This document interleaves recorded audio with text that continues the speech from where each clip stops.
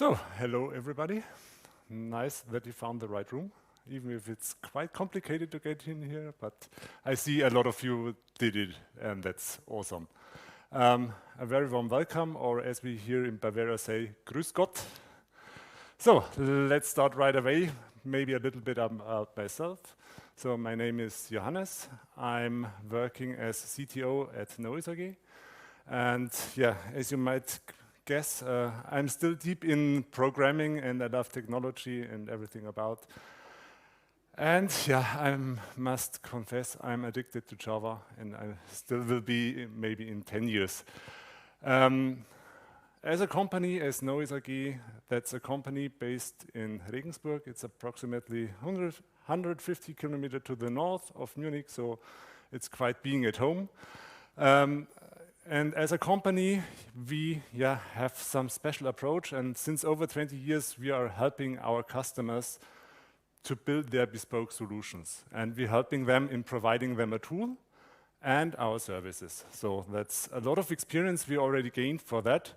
And yeah, let's start right away. And you're probably not here to hear me talking about myself or about the companies, but about alignment. And that is exactly what we will cover today. So there is a new approach, and I don't know if it's really new or not. You might say it's old enough because it has been for 2 months already there. But there's a new approach to help your coding assistant and help your colleagues in one go. And yeah, I want to talk about this approach.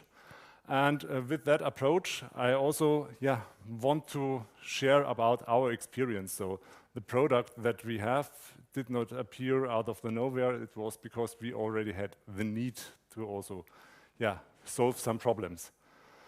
So just for a little bit of warm up and just for me to get so who has used a coding assistant the last 10 days? And who is already out of tokens? Oh, nobody. Okay, it's beginning of the billing period, or you have no subscription with included tokens, so something like that. So let me start with the good news. Vibe coding is reality. It works. It's pretty fast, and we can create really awesome results with that. So for prototypes, for exploration, it just works out of the box, and you're prompting something, it's building, compiling, it's working. And also on productivity increased, at least the felt productivity, whether you measure it or not, but it increased. And if it's only the good feeling about the productivity of you that increased, that's also okay. But on team level, so it gets harder. So you have a lot of colleagues that really can program that fast, and you don't know what they are really doing, and you don't know where they are following. All the context is somewhere in the prompts. Maybe you have your chat history, maybe not, and it mainly lives in our heads and not in the code itself. And with every reprompting, it gets not better. We have a lot of inconsistent implementations. The patterns that are applied to the problem are different. The same, a different outcome for the same problem in the beginning. And that causes some conflicts. So the architecture, sometimes to the left, sometimes to the right, they just independently drift from each other. You have no control over that. And that causes, again, some rework and the complete coordination overhead. So you have to do it again and again. And I know it like that. If you're prompting the third time, it does not get that better. So it often gets worse, and you have to start from scratch with the right prompt in the beginning. So we spend a lot of time in aligning. And that is exactly where we have our problem and what we want to solve. And actually, it sounds easy. Why not doing the alignment? So alignment about code, the architecture, about the business intent. And now I'm sounding like a boss. Let's do the alignment and everything is fine. Could be so easy. So let's write down, capture all the relevant context information, the architectural ideas behind, the domain boundaries, if we think about the special domains we are covering in different teams. Let's do all the standards. There are all the mechanisms out there that help you to compile with the standards and agents MD or name it. It's already there. We just need to do it. And maybe also let's do the requirements in here. Why not? And let's share that. Have a repository, share that with the team, and with that, the teams are aligned, we have a shared understanding, and we have better decisions and better outcomes. Easy. Who will agree on that? Yeah, some nodding. Okay, not fully convinced. So when I'm talking about software design and software specification, that's actually what we want to capture down. We are talking about the requirements, the functional part, the non-functional part. The functional part might be easier to remember, the non-functional, you might lose them on the way or interpret them generously. Software architecture, our structure, how the software is structured in itself, and also the decisions. And I think that's one of the most important parts. Architecture is not only about the structure of those components to each other. It's also about the important decisions. Those decisions you will regret if you did them wrong in the beginning. So capture them down. And that's part of your specification. And also, for me, the specification goes down on really on the implementation level. To say, okay, we want to have some data entities. They should look like that. And that's, when I'm talking now about software design or software specification, I have that in mind. But let's do now the reality check of spec-driven development. Let's write everything down in a markdown file. And we already did that. And that's a live scenario from our code. And I ask then my cursor, okay, this is a spec. You were able to generate code out of it. How about humans? Do humans really understand that? And that was part of the answer. At round about 2,100 lines, it is human readable. Yeah, it's still text in intent, but heavy for a single sitting. More reference design than quick onboarding doc. And that's the truth. So nobody wants to read those documents, even if they are generated and well structured. And also in your markdown, you lose the precision. And the same as with code, the third time it adds that and that and some exceptions. And it's difficult. And even if you read that, if you take the 10 minutes time probably to read it, you don't know what was in the beginning. So at least for me, that is true. And maybe also for you. And if not, you are one of the very famous people probably in the next future. And even in that markdown files, the conflicts just happen. We are contradicting ourselves, or the AI which was generating the requirement is contradicting sometimes. It just happens. And also, from an AI standpoint, if I'm an agent or whatever, and I do read that, I can read that 2,100 lines, yeah. But my context gets bigger and bigger, and with 2 requirements, it's doubled, and somewhere the context is over. And also, we lose the focus in the context. So the more you put in the context, the more imprecise it will be in the end. And you will skip some lines, you will skip the middle part, and the part in the beginning and in the end is more important than in the middle. It makes no sense, but it's like that. So probably that's not the solution to our problem, to just write down everything. So I think we need a new playbook. And I just call it playbook, and I know that playbook in AI is, type that prompt, that prompt.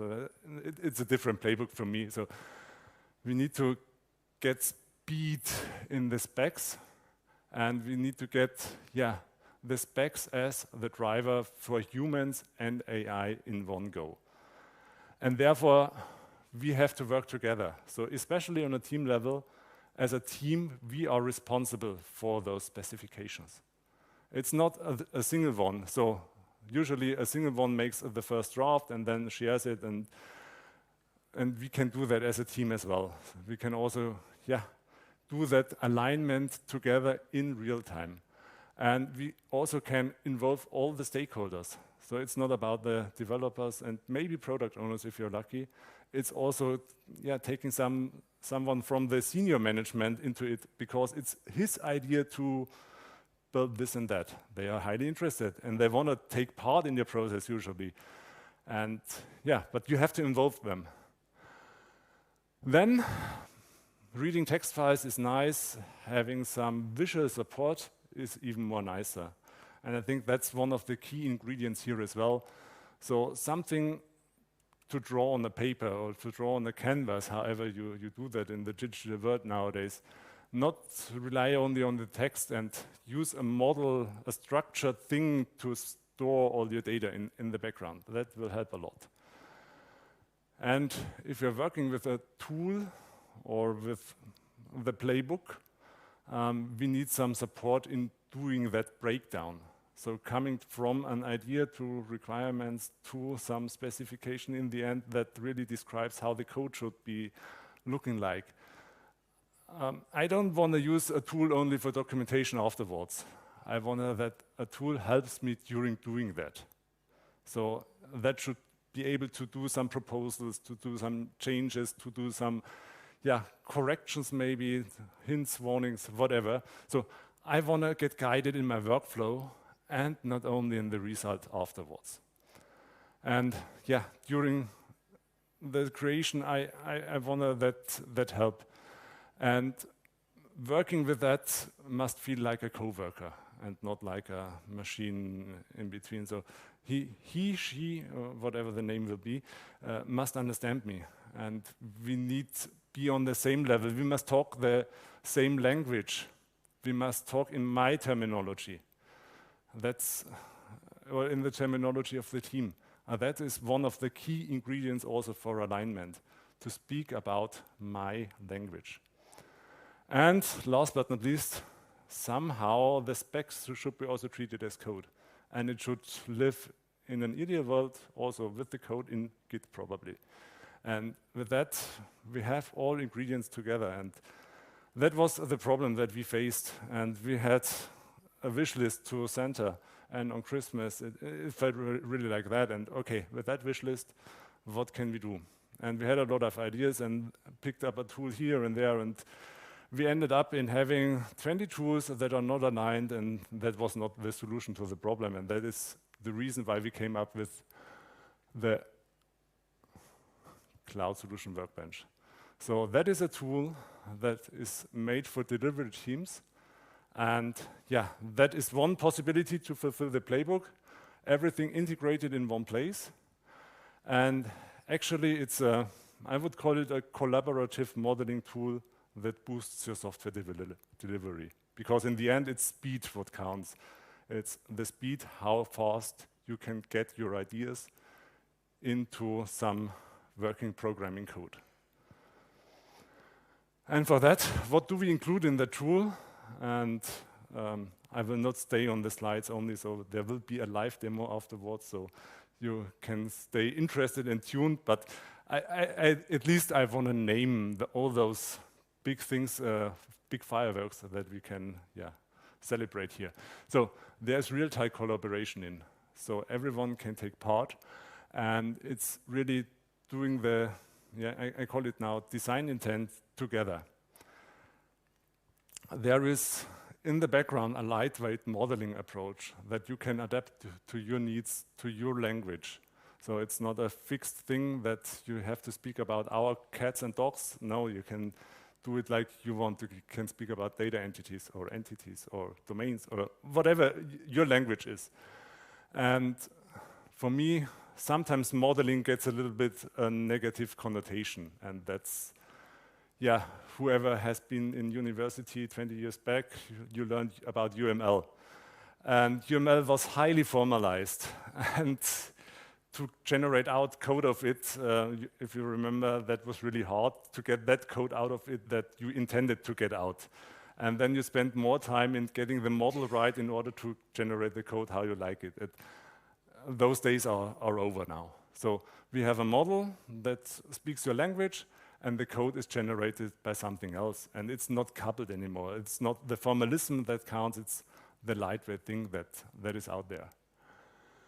Then we have an AI design assistant in the tool that really helps you for doing the refinements. So often it's just getting one level deeper, refining, adding more information, adding more details, adding more constraints, however you name it.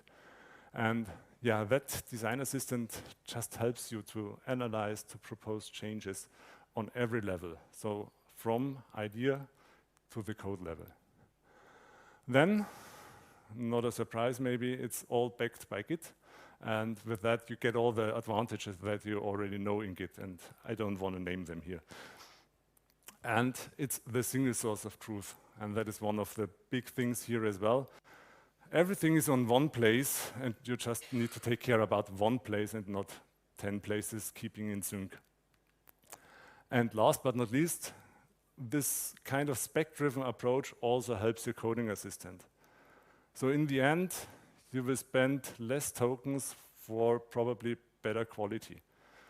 So maybe the first iteration takes more tokens, but then you don't have to reprompt because you have been very precise in the beginning.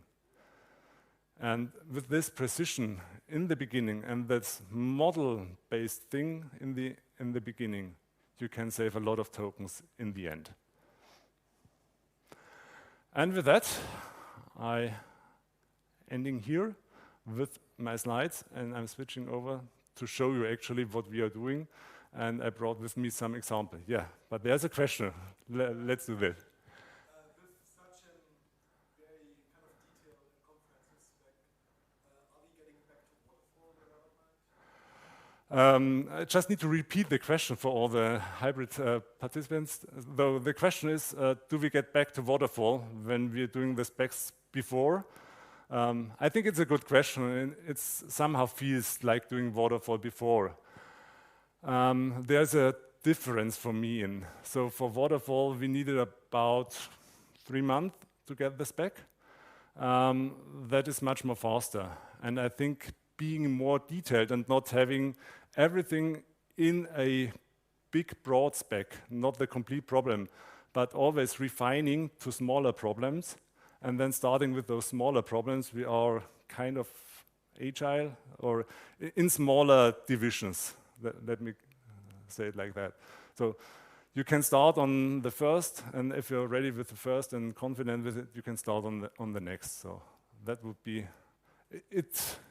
It sounds like waterfall, but it is not.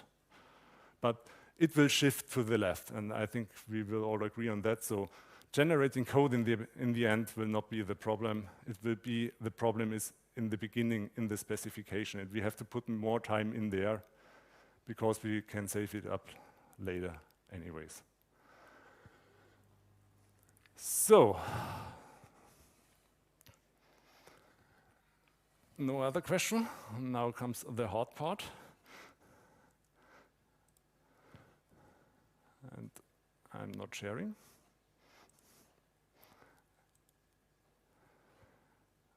Okay. So now, welcome to RoboFlow. RoboFlow is our example, and it's just a web shop. And that web shop is about to be modernized, and I'm part of the development team in my role as probably architect. I would call it like that. And as you might remember, I love programming, so I will do a lot of things here.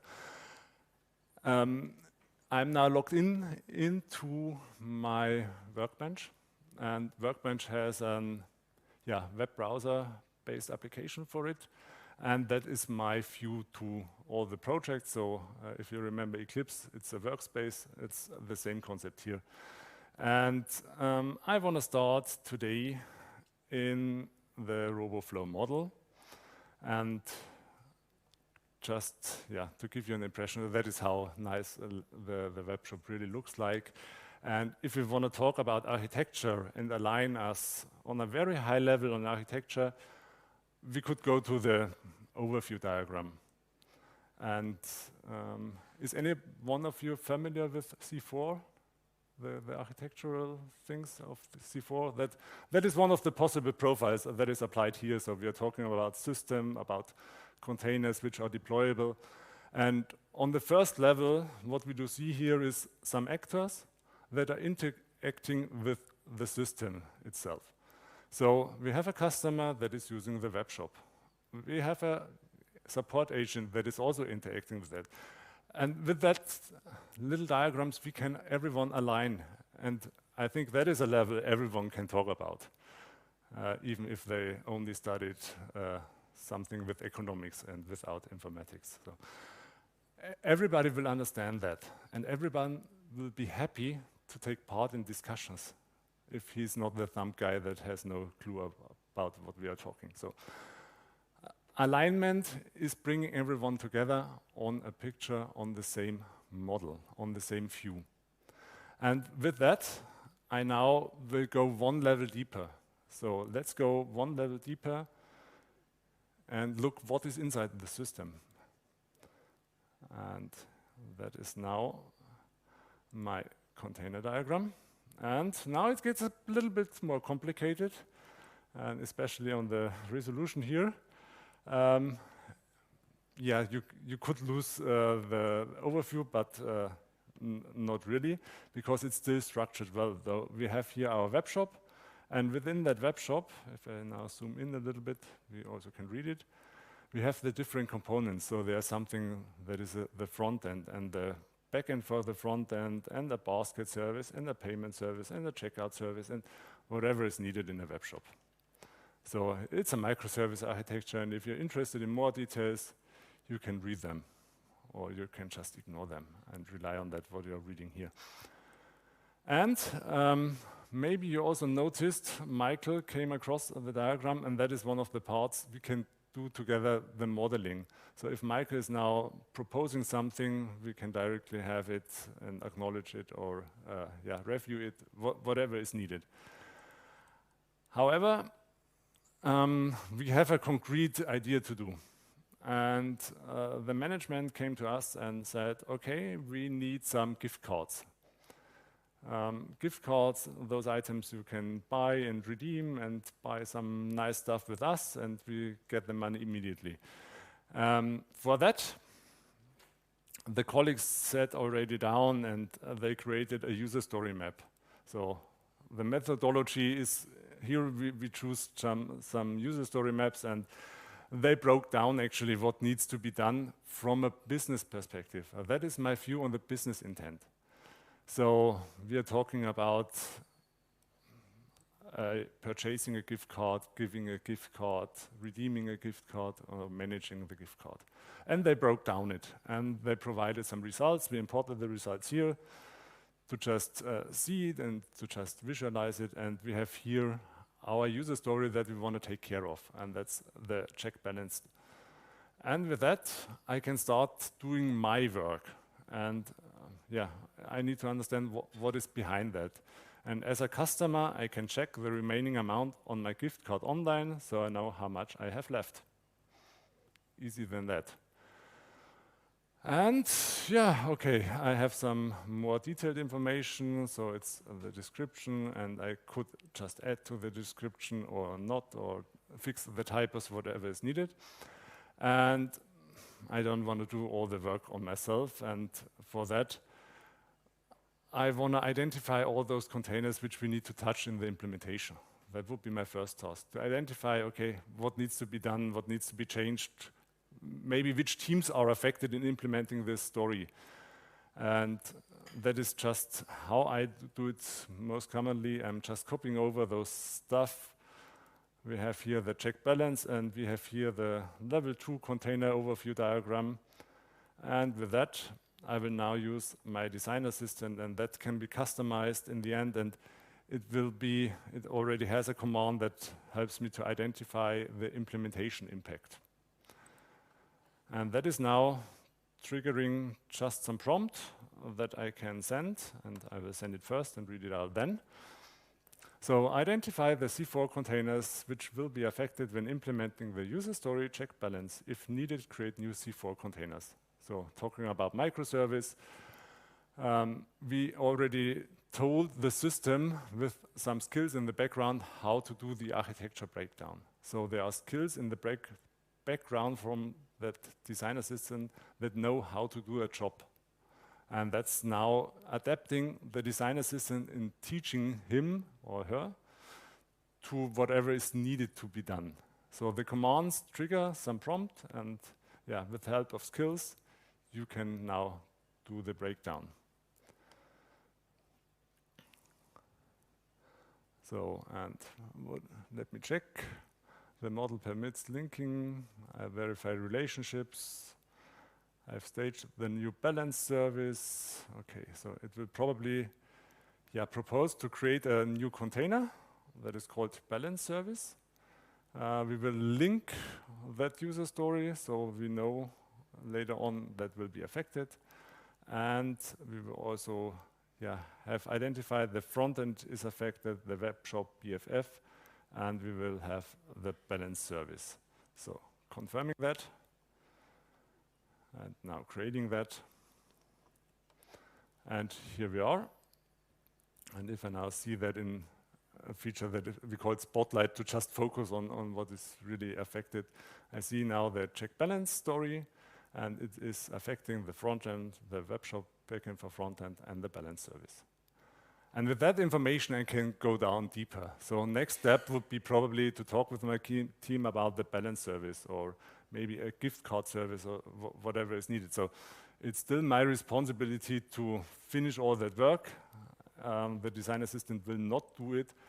And with that, we can go one level down and step into the implementation. And that's just another level. So first, we brought the idea into some architecture. The next step we will do right now is bringing the architecture on implementation level to get this implementation level into code in the end. And for that, I already prepared the project for you, so you don't need to watch me modeling all that nitty-gritty detail. That is our gift card service here. And just to give you an impression of what it is doing, so on a domain level, we decided for domain-driven design. For whatever reasons, we have an aggregate that is called gift card, and there is an entity that is gift card, and we have some properties, and that has transactions, and we have some commands that are the behavior of that aggregate. And we have, for example, the activate command that is part of the gift card, because it's not only check balance, it's also everything else that is dealing with managing a gift card. So activating, redeem, and refund are those identified commands we identified in the steps earlier.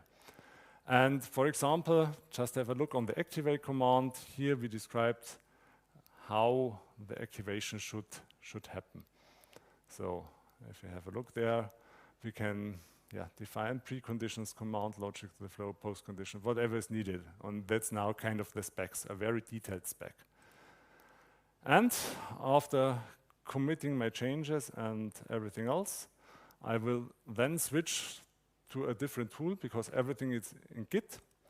And for example, I can use my cursor. And within my cursor, I will see all those design. I will see all those specs again. And that is now what exactly we did identify before. So we had the activate command, and we have here a corresponding file that is a YAML structure. And it just contains it in a different notation. So this notation is more for AI and not for humans to read. So, but it can do a very good job. And with those small elements that we broke down over the time, and with skills that come with the project type, so that come with your language, you can do a very decent translate job and mapping job. So there is usually a skill in that describes how to generate a command. And that can be very detailed, but it's standardized. And every team who will use that kind of project, that kind of language, will generate not a deterministic, but a near deterministic thing out of it. So it depends on your skills and what you describe, but if you build your skills the right way, there is a high chance to generate the same output more than once. And with those ingredients, you can now start to generate. And you can generate actually everything on one go. So I already did it. It took me about 9 to 10 minutes. Costed, I think, $2, something like that, for the complete service, for the complete implementation which we gave. And so I don't want to compare to the time I spent in the spec and everything else, but that's quite fast. And one of the most important things here is we can do the reruns. If I now alter the spec, I just can say, okay, I altered the activate command, please apply that on that level. Or I can also ask, look where we have divergences, where the code is much more faster evolving than our spec. That happens. And then we also have the chance to reverse engineer and bring some specs back, but not the complete intent, but at least we can reflect the current state again. And with that, I think you get an impression of what we are doing and what the idea is behind.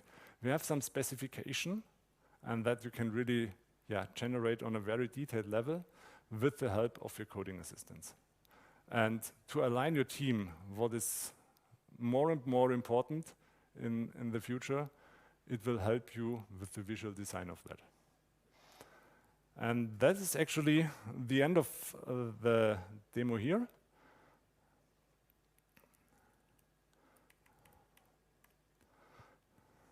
And we are on the takeaways. So what you should remember if you're leaving the room. It might be hard. Maybe you remember that I'm still a Java guy. Maybe you remember about those specifications, that they help regardless what you're doing.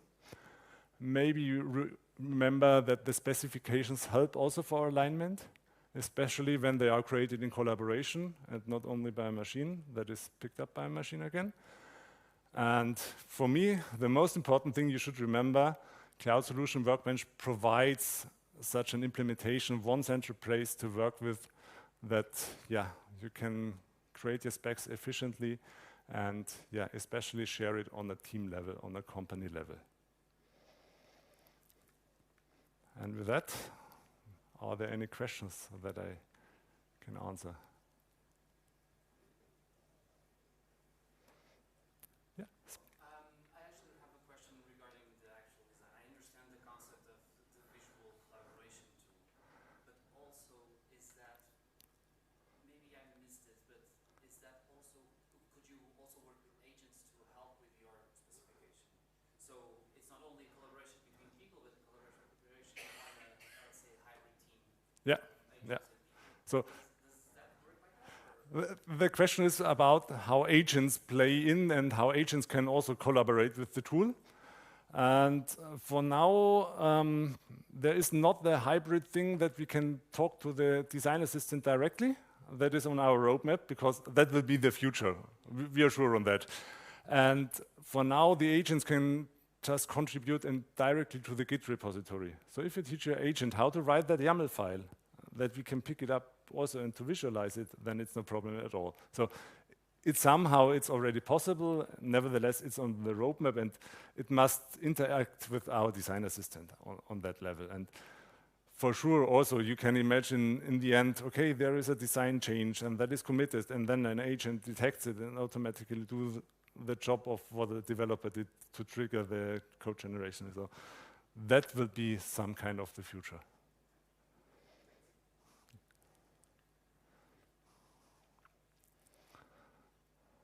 No other questions? Just checking for online questions. No, not there. So, as always, please provide your feedback, and provide your feedback on the talk. That is one thing, and much more important for me and my colleague Michael is provide the feedback about the tool, what you think about, if you're interested in. Contact us at the booth. So we also have some giveaways. If you're kind enough to us and speak and ask the right questions, you might get something. For that, contact us, and if you already have your mobile phone to see what is next, I think it's lunchtime, but you can also scan the code here. That is taking us to our homepage and about the product, so you can also find more information about that. but I will promise you it's easier to talk to us. And with that, thank you for being here. Thank you for your interest. Hope you can remember all the actions to take with. Cloud Solutions Workbench helps you everywhere. And with that, have a nice day and see you hopefully soon.